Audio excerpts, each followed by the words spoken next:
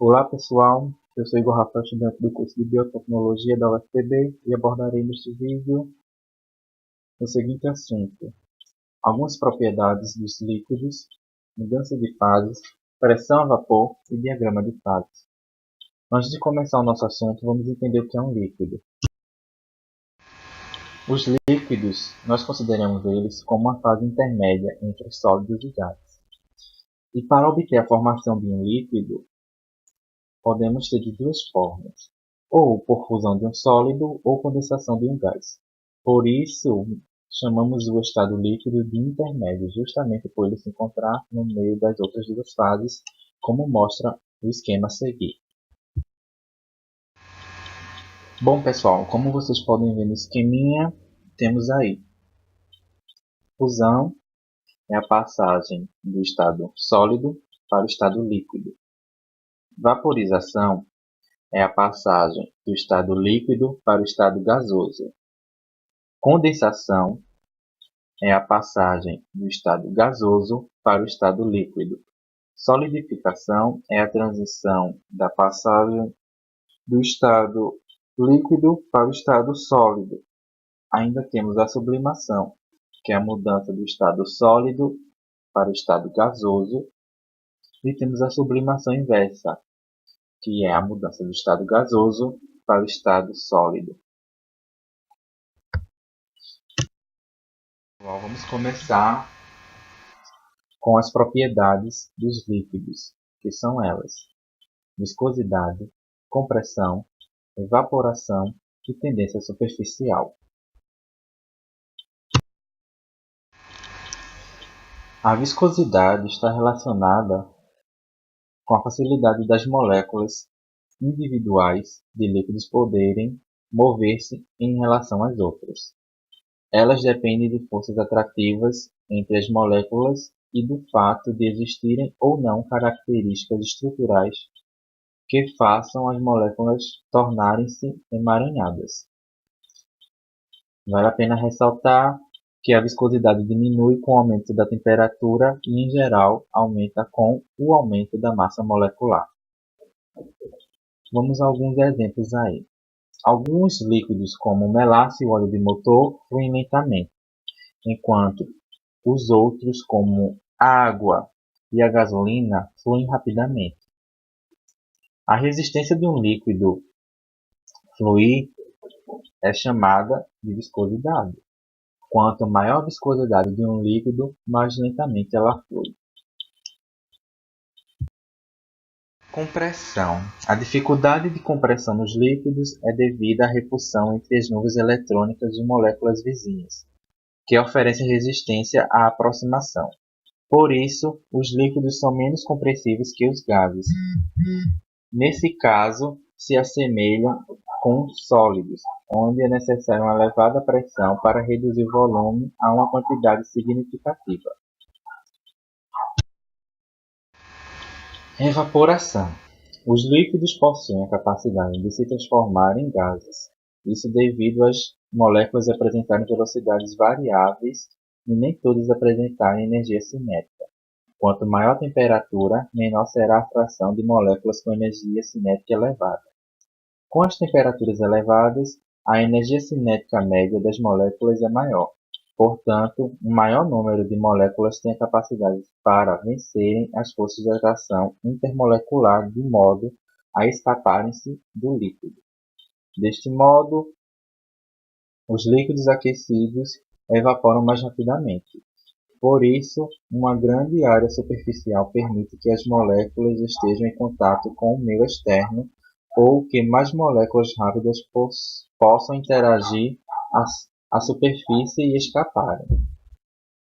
Isso tudo, resumidamente, nos diz, pessoal, que a maior área superficial aumenta a velocidade e a evaporação.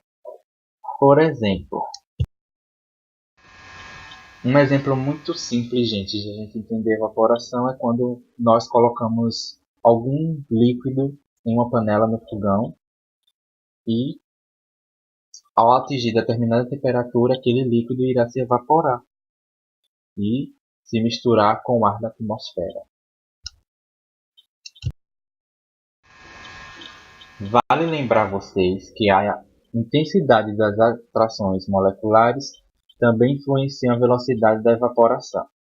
Se as forças são fracas a uma dada temperatura, uma maior quantidade de moléculas podem atingir a energia mínima de escape. Se caso ao contrário, mas com a mesma temperatura, uma menor quantidade de moléculas terão essa energia mínima para evaporarem. Tensão superficial. Bom, gente, vocês sabem que as moléculas situadas no interior de um líquido são atraídas em todas as direções pelas moléculas vizinhas. E por isso, a resultante das forças sobre a resultante das forças que atuam sobre cada molécula é praticamente nula. Já as moléculas da superfície do líquido sofrem apenas atração pelas moléculas que estão abaixo e ao lado dela. Esta força para o interior atrai as moléculas da superfície para dentro, reduzindo a área superficial. Isso faz com que a mesma se comporte como uma película elástica. As forças intermoleculares que unem as moléculas similares são chamadas de coesão. As que unem uma substância a uma superfície são chamadas de força de adesão. Aí nós podemos observar exemplos de forças de coesão, tipo água-água, e um exemplo de força de adesão, que é água-vidro.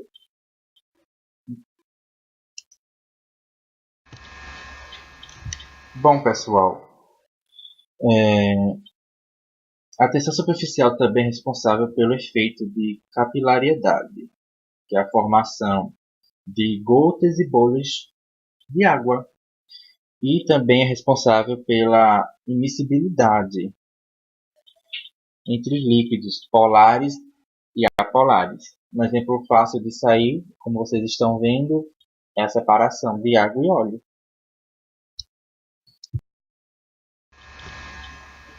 Esse efeito permite, por exemplo, que alguns insetos caminhem sobre a superfície da água e também que a poeira fina não afunde na água, entenderam?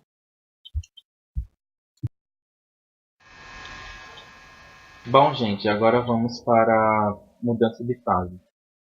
Vocês sabem que na natureza a gente pode encontrar substâncias em três estados físicos: sólido, líquido e gasoso. A diferença entre eles está relacionada com as características moleculares da substância. Nos sólidos, os átomos se encontram bem unidos por conta da existência de forças elétricas intensas, agindo sobre eles, entenderam? Além disso, o átomo que forma essas substâncias possui uma estrutura cristalina de forma bastante irregular. A energia das moléculas é baixa e elas mantêm-se praticamente em repouso. Como vocês estão vendo aí, os átomos de substância sólida são bem unidos. Já no líquido, apresenta forças de ligação menos intensas do que os sólidos, o que faz com que as moléculas fiquem mais afastadas umas das outras e movimentem-se mais livremente. Portanto, os líquidos possuem mais energia do que os sólidos. Já no estado gasoso, a gente possui muito mais energia, entenderam? E os átomos se movimentam livremente, loucamente. Eles ficam bem espessos, entenderam? Podendo ser facilmente comprimidos, praticamente, e não existe força de ligação entre os átomos, que ficam bem separados uns dos outros por distâncias bem superiores aos dos sólidos e aos dos líquidos.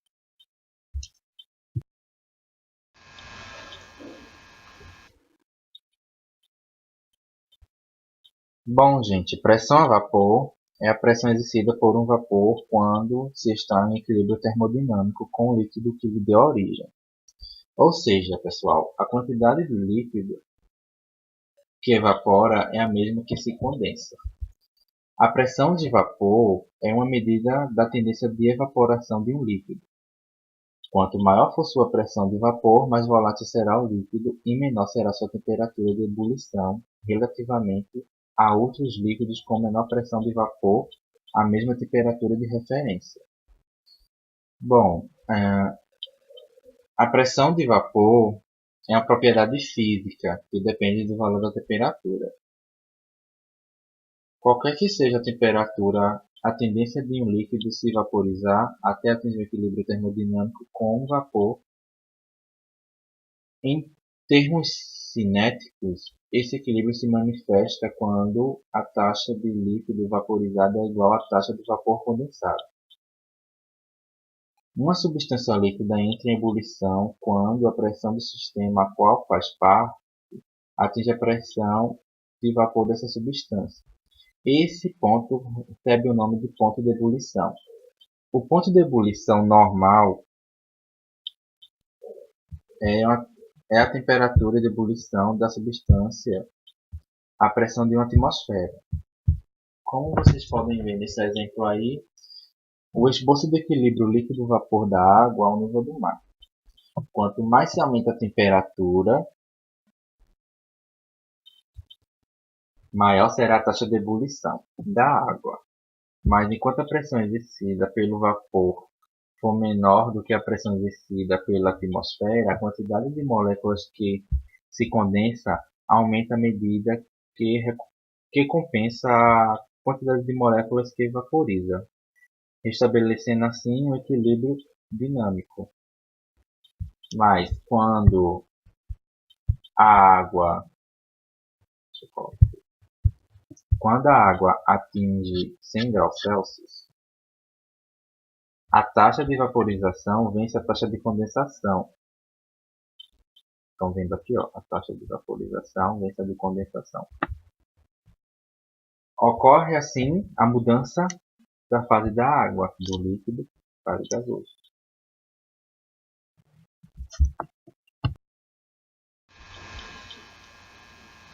Bom, pessoal, diagrama de fases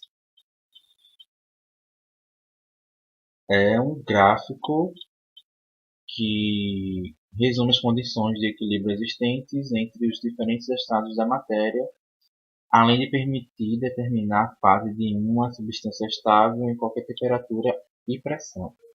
Como vocês podem ver aí no gráfico, deixa eu colocar aqui a canetinha. Como vocês podem ver no gráfico, a linha AB representa equilíbrio. A linha AB representa equilíbrio entre as fases líquida e gasosa. A linha AC representa a variação de pressão de vapor do sólido à medida que se purifica em diferentes temperaturas. A linha AD representa o equilíbrio entre as fases líquidas e sólidas. Em geral, essa linha, pessoal, declina lentamente para a direita conforme a pressão aumenta. Isso porque a maioria dos sólidos tem uma estrutura mais densa do que o estado líquido. Bom, pessoal, esse foi o meu vídeo. Espero que vocês tenham entendido. Se não entenderam, procure deixar sua dúvida aqui no comentário que eu vou tentar responder, ok? Obrigado pela atenção e até a próxima.